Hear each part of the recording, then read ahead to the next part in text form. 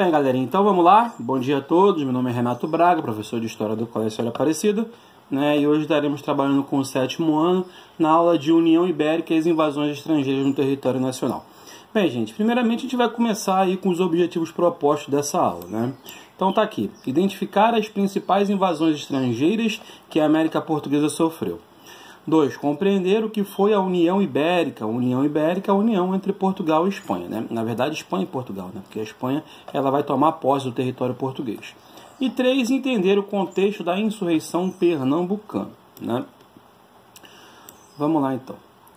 Começando com um parágrafo, como a gente sempre faz, para a gente fazer uma introdução, e a gente vai explicando os acontecimentos do período, Aprendemos anteriormente que a coroa portuguesa decidiu colonizar efetivamente o Brasil devido às diversas tentativas de invasão europeia. Somente seria possível proteger a América Portuguesa se com a ocupação de fato do território. No entanto, apesar do investimento português na colonização brasileira, as incursões estrangeiras continuaram.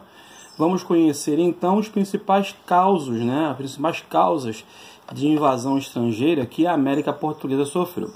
Gente, olha só, nós já vimos uma situação que a gente acabou de falar aqui agora, que é justamente a situação de começo de colonização, Quando começa a falhar o comércio das especiarias lá no Oriente, que era feito através, que foi feito através das grandes navegações, e também com o problema da invasão de franceses, holandeses no território nacional, no território brasileiro, que era território de Portugal, a gente vai ter aí uma antena que vai ser ligada em relação aos portugueses.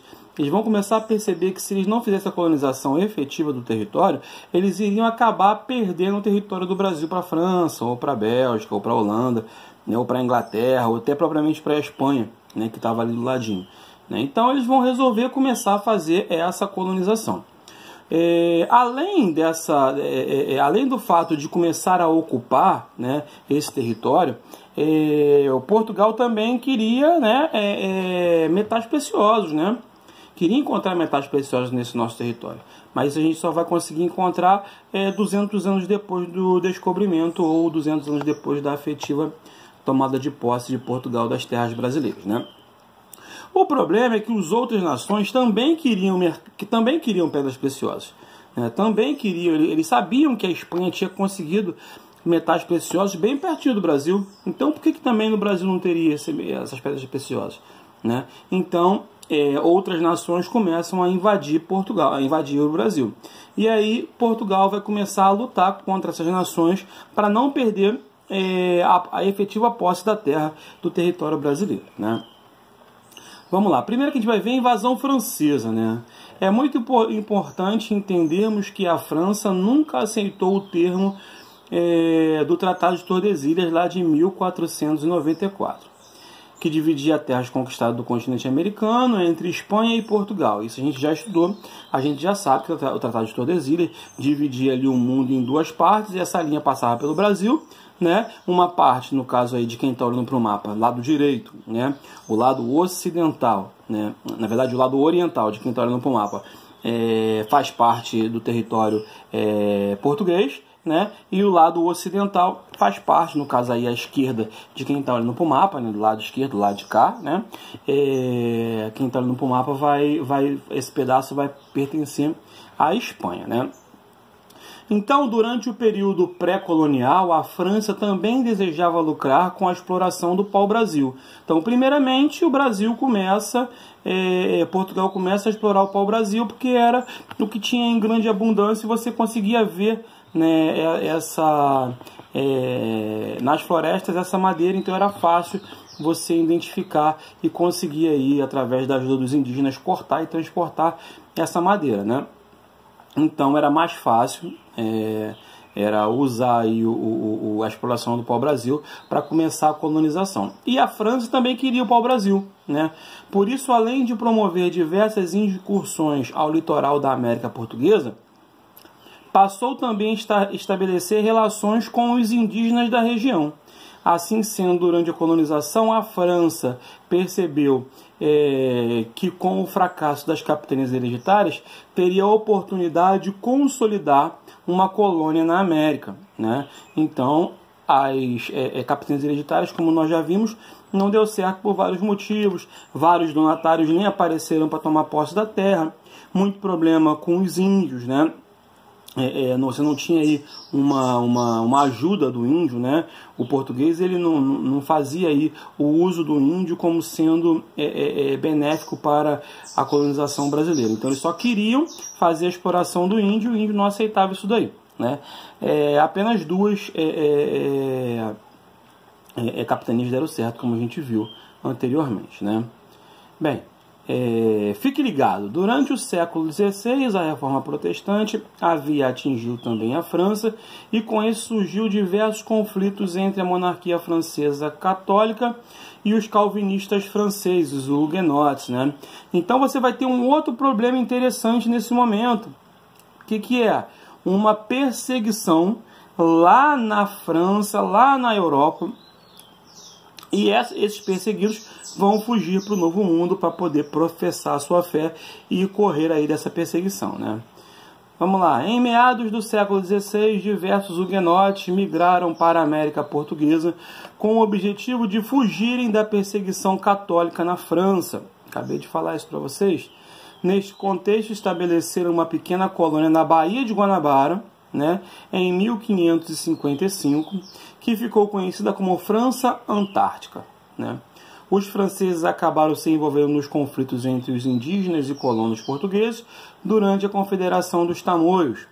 O líder da colônia francesa, Villeguion, se aliou aos tupinambás na luta contra os portugueses, né? Então, você vai ter aí franceses junto com os indígenas lutando contra os portugueses, né?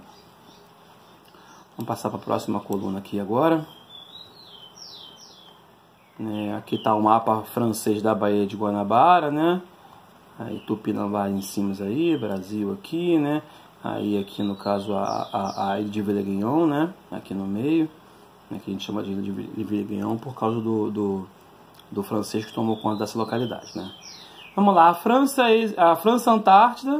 Antártica existiu enquanto uma colônia até 1565, né? Percebam aí que não durou muito tempo, né? Foi de 55 a 65, mais ou menos uns 10 anos aí. Enquanto Estácio de Sá organizou e liderou a resistência portuguesa. Diante desse cenário, a cidade de São Sebastião do Rio de Janeiro, ou seja, aqui no Rio, foi fundada como um forte e acabou se tornando extremamente importante para a expulsão definitiva dos franceses lá em 1567, né? Não satisfeitos em perder sua colônia no Rio de Janeiro, os franceses migraram para o Nordeste e tentaram estabelecer uma nova colônia na região do Maranhão, que eles chamaram de França Equinocial, né? A coroa portuguesa reagiu rapidamente e expulsou os franceses de São Luís em 1615. Os franceses conseguiram seu objetivo de construir uma colônia e foram em direção ao norte e fundaram a Guiana Francesa, que está lá até hoje, né? Faz aí divisa com o Brasil, lá no norte do país, né? Bem, passando agora para a próxima página.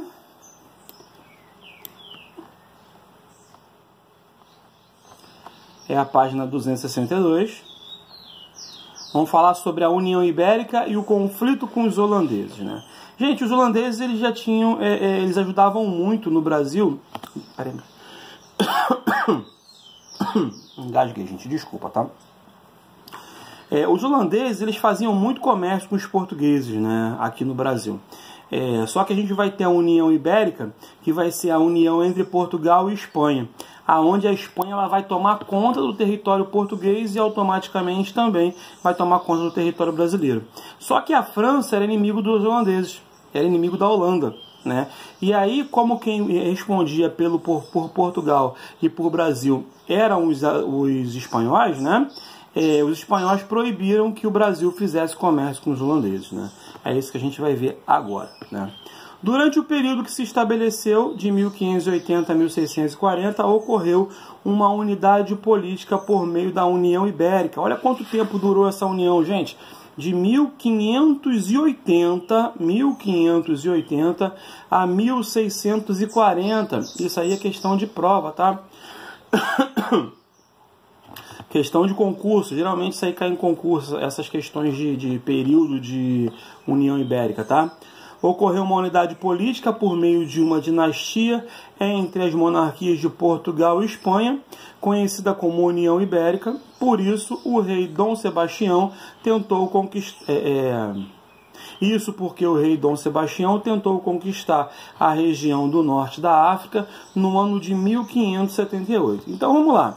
Dom Sebastião, né, um rei jovem de Portugal, né, ele vai invadir o norte da África para tentar conquistar aquela região e expulsar os mouros, né, os muçulmanos. Só que ele vai morrer, né, em Alcácer, que é justamente o nome que dá a batalha, o local, né, e ele vai desaparecer, né, ninguém vai achar o corpo dele, e Portugal vai ficar sem rei. Né? Vai ser nesse momento, né,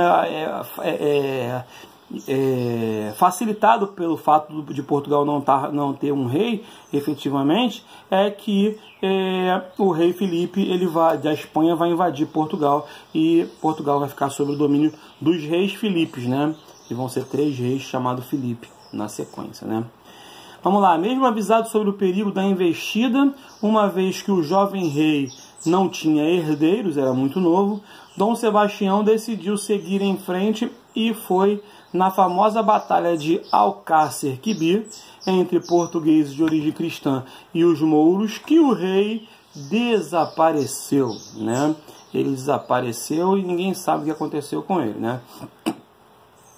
O desaparecimento de Dom Sebastião acabou precipitando a crise monárquica de 1580 e o aparecimento do mito do sebastianismo, né?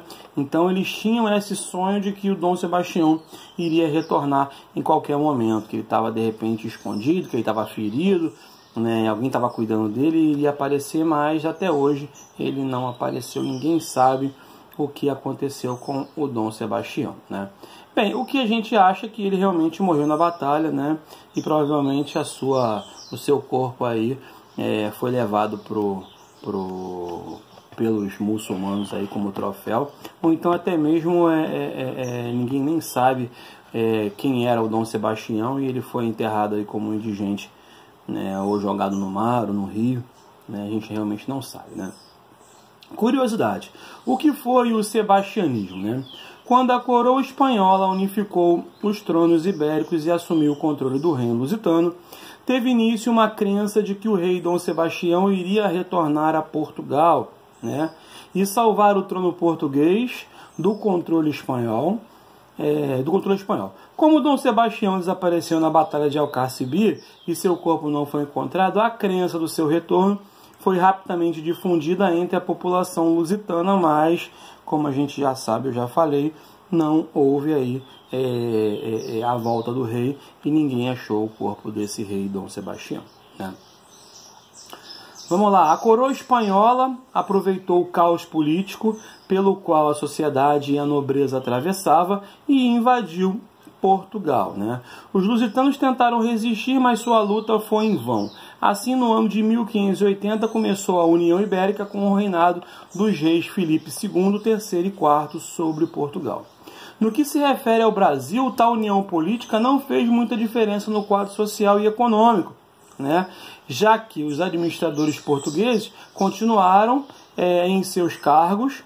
No entanto, para Portugal, a união causou algumas questões bem interessantes. Gente, olha só, tinha algumas pessoas da burguesia portuguesa que eram a favor dessa União Ibérica. E eu vou explicar para vocês agora, né? Vamos lembrar que a Espanha ela consegue encontrar metal precioso muito mais rapidamente no território da América Espanhola do que os portugueses encontrarem metal precioso aqui no Brasil, né? Então, achava-se, né, muitos comerciantes, pessoas aí da burguesia, achava que seria vantajoso para Portugal ficar unido à Espanha porque os metais preciosos que eram encontrados na América Espanhola poderiam, de alguma forma, ajudar Portugal, porque, afinal de contas, era um Reino Unido, né? Então, os benefícios desse metal precioso, que era retirado lá dos astecas e dos incas, né, poderia, de certa forma, ajudar Portugal, né, num crescimento econômico, mas isso não aconteceu, né? Vamos passar para a nossa próxima página aqui, né? Uma das burguesias mais poderosas da Europa era aquela formada dos Países Baixos. Estes representavam uma região de grande desenvolvimento econômico, onde as diversas manufaturas se desenvolveram pelo mercado europeu. Os Países Baixos eram administrados pelas famílias do Habsburgo e possuía grande autonomia sob a administração de Carlos V, pai de Filipe II. Sua história, cultura e economia eram respeitados. Quando a gente está falando de Países Baixos, gente, a gente está falando especificamente aí de Holanda, tá? Essa situação mudou drasticamente com a ascensão de Filipe II, que herdou do pai a Espanha e os Países Baixos. Então, olha o que acontece. Os Países Baixos, ou seja, a Holanda, era uma colônia, né? Era pertencente à Espanha, né? E aí eles vão conseguir a independência. A razão da mudança explica-se algumas razões, né? A ascensão do protestantismo tinha polarizado o mundo cristão no século XVI, provocando conflitos entre católicos e protestantes. Por causa do predomínio burguês, o calvinismo se difundiu rapidamente pelos Países Baixos, ou seja, aquela região da Holanda. E por que o calvinismo ele era adorado, ele era praticado pelos burgueses, né? Porque o calvinista falava que ganhar dinheiro era uma predileção, né? Era uma causa de Deus, né? Deus dava oportunidade para você ganhar dinheiro. Eles defendiam isso. Então você estava predestinado ao paraíso porque você ganhava dinheiro, indiferente se era explorando o comércio ou não. E aí, como a Igreja Católica não aceita isso, os cristãos vão mudar, os cristãos católicos vão mudar para cristãos calvinistas. Porque o calvinismo aceita que você fique cada vez mais rico, indiferente do tipo de exploração que você faz, né?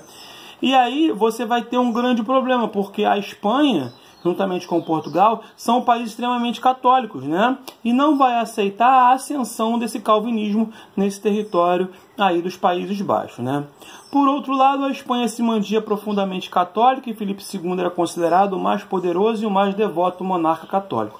E aí, como é que o monarca católico Filipe II ia aceitar a ascensão do calvinismo, né?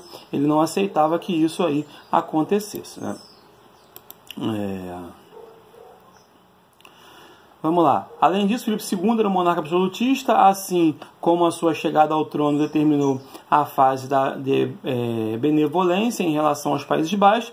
O novo monarca pôs fim à tolerância religiosa e substituiu os governantes nativos por administradores espanhóis de sua confiança. Então, mais um detalhe importante que vai acontecer na Holanda, né? Ele vai pegar todos aqueles que eram governantes na Holanda, vai tirar do cargo e vai colocar pessoas espanholas no governo aí dos Países Baixos, no caso da Holanda, né? Vamos lá.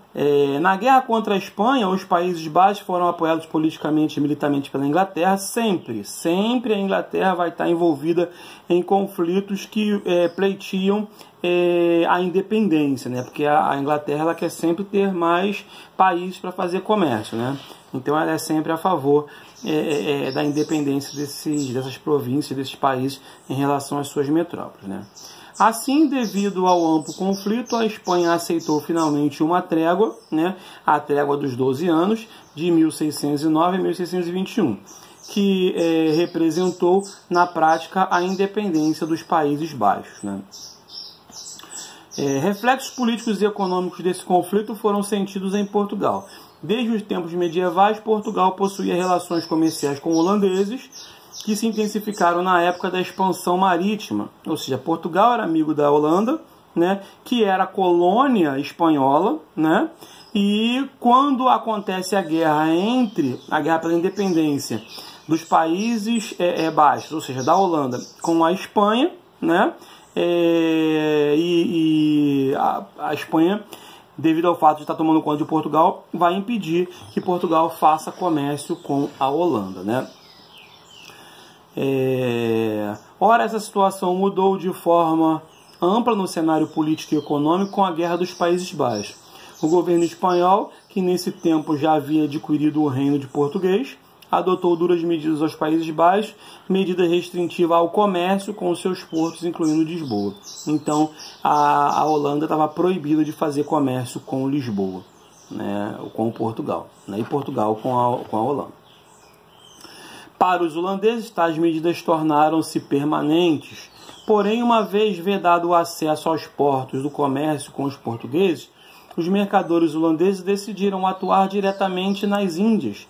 Os primeiros contatos acabaram fracassando, mas a solução para o comércio direto foi finalmente encontrada nas companhias dos Índias Orientais, né, que passou a ter monopólio do comércio oriental, garantindo desse modo lucratividade para a empresa, né. Então, quando os holandeses não podem mais fazer comércio diretamente com Portugal, ele vai fazer comércio diretamente com as Índias, né, e vai criar essa companhia das Índias Ocidentais, que vai ser uma companhia exploradora, né, de especiarias, principalmente aí diretamente com as Índias, né, que vai fazer com que essa empresa seja muito lucrativa, dando um grande desenvolvimento para a Holanda, né. Com o êxito dessa companhia, introduziu os holandeses a constituir em meados do século XVII a Companhia das Índias Ocidentais. Então, eles já tomavam conta do Oriente e agora vão querer tomar conta do Ocidente, né? E o que vai estar diretamente ligado no Ocidente? O Brasil, né? Vamos lá ver isso que eu acabei de falar aqui agora, né? As Companhias das Índias Ocidentais. Aqui o governo holandês concedeu subsídio ao monopólio do tráfico negreiro, navegação do comércio por um longo tempo na América e no litoral da África. Então, já estão fazendo o comércio dos negros aí, ó, trazendo negros africanos para o Brasil. Essa nova companhia deve-se acreditar na maioria da façanha do Companhia das Índias Ocidentais, que é a conquista de quase todo o Nordeste açucareiro do Brasil. Ou seja, essa Companhia das Índias Ocidentais, além de trazer negros para trabalharem aqui no Brasil, ela também vai dominar todo o Nordeste açucareiro brasileiro, né? Você vai ter um grande desenvolvimento do Nordeste através aí da invasão holandesa, através aí da produção de açúcar nessa região, né? Brasil holandês. A Holanda era uma das províncias dos Países Baixos que dominava o comércio açucareiro no continente europeu. Por isso possuía uma estreita relação comercial com Portugal. Além de ser responsável pela distribuição do açúcar produzido no Brasil, olha só que interessante, ó. Holanda distribuía o açúcar que era produzido no Brasil, né? O Brasil tinha representatividade direta com Portugal. O Brasil era colônia portuguesa, né? Quando Portugal passa quando a Espanha passa a responder por Portugal, né, ela vai proibir que o Brasil faça comércio com a Holanda, porque a Holanda é inimiga, né, da Espanha, né? Por isso possuía estreita relação comercial com Portugal, além de ser responsável pela distribuição do açúcar produzido no Brasil. A Holanda também financiou a construção de diversos engenhos no Nordeste brasileiro. Sendo assim, a primeira tentativa de conquista holandesa no Brasil ocorreu em 1624, lá em Salvador. Fique ligado, o objetivo dos holandeses era controlar a produção, a comercialização do açúcar brasileiro. Para tal, era necessário ocupar a região onde o açúcar era produzido. E eles conseguiram fazer tudo isso, né? Controlar a produção, distribuir, né? E tomar posse daquela região no Nordeste.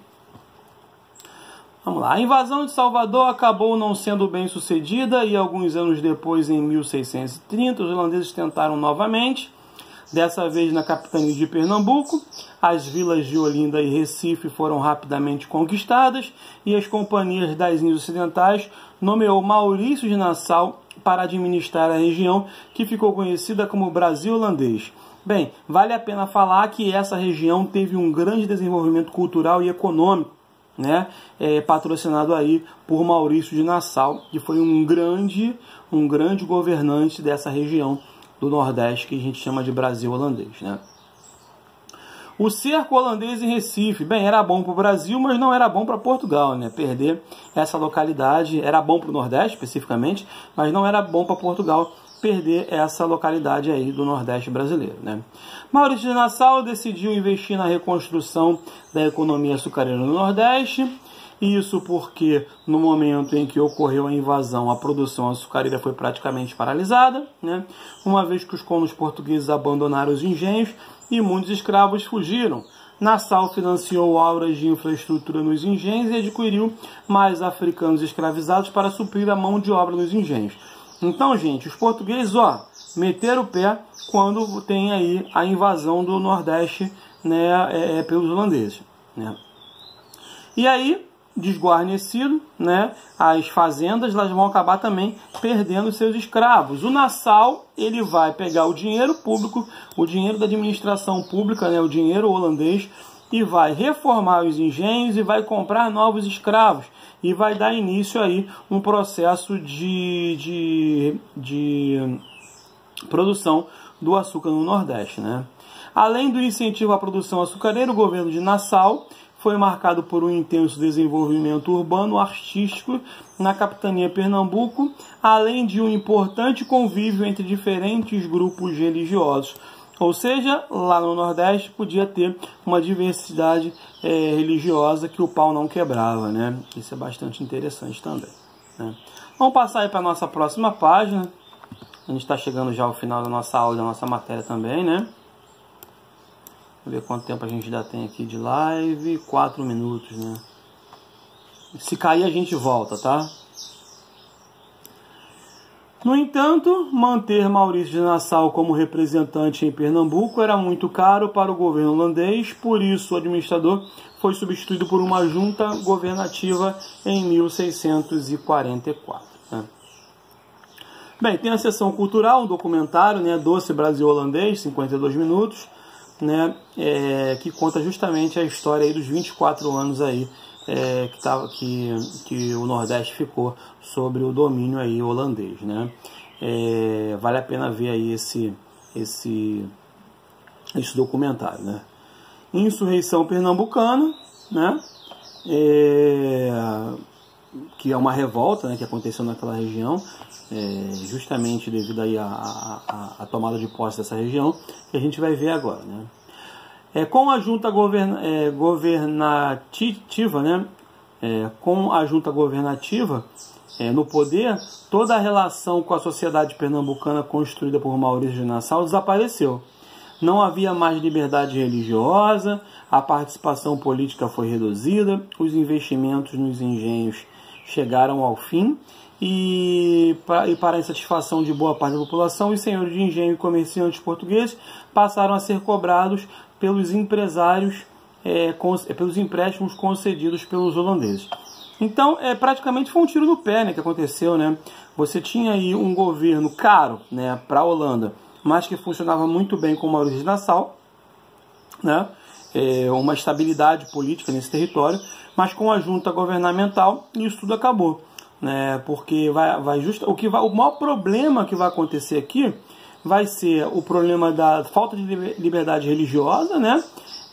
A falta de investimento nos engenhos, e aí também a cobrança dos empréstimos que foram cedidos aí por Maurício de Nassau aos donos de engenhos, né? Aos portugueses que eram donos de engenho. Isso vai causar uma insatisfação nessa sociedade pernambucana, né? A insatisfação desse grupo foi determinante para o processo de expulsão dos holandeses da capitania de Pernambuco. Dessa forma, no ano seguinte, em 1645, tem início a rebelião responsável pelo fim do Brasil holandês, né? Então, o Brasil perde Maurício de Nassau, né? O Nordeste perde Maurício de Nassau, o Nordeste holandês, no caso, perde Maurício de Nassau, e você vai ter aí o começo dessa junta governamental que não vai dar certo, né, vai causar uma insatisfação na sociedade pernambucana, que vai se revoltar e vai derrubar aí e expulsar os holandeses do Nordeste, né? Dessa forma, no ano seguinte, tem início uma rebelião responsável pelo fim do Brasil holandês. A insurreição pernambucana foi liderada pelos grandes senhores de engenho pernambucano, justamente esses senhores que estavam sendo cobrados, né, pela junta governamental, para que os empréstimos feitos a eles, né, para o desenvolvimento da economia açucareira fossem devolvidos, fossem pagos, né? E aí vai chegar ao fim somente em 1654, quando os holandeses se retiraram de Pernambuco, né? Temos ainda aqui um minuto, é isso? É, 1 minuto. Vamos, chegou agora? Só que agora acabou, né? Acabou não, ainda vou voltar, mas já estou no finalzinho da aula. Bem,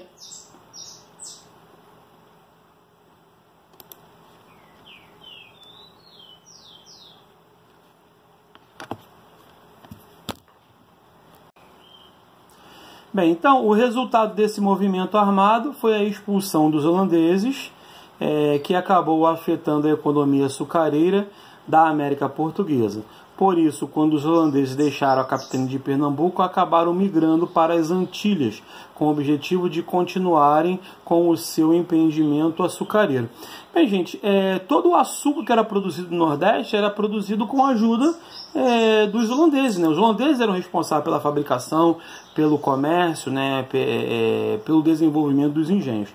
A partir do momento que os holandeses saem do Brasil, né, eles vão levar junto essa tecnologia, vão levar junto esse investimento do açúcar para uma nova região, para a região das Antilhas. E vai ser justamente essa região que vai começar a fazer frente ao Brasil no comércio do açúcar. O comércio do açúcar brasileiro vai cair justamente porque os holandeses vão parar de produzir aqui e vão produzir lá nas Antilhas, né?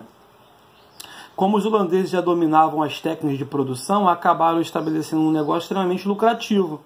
Assim, o açúcar antilhano acabou se tornando o maior concorrente do açúcar brasileiro, contribuindo para o declínio da economia açucareira na América Portuguesa a partir do século XVII, né?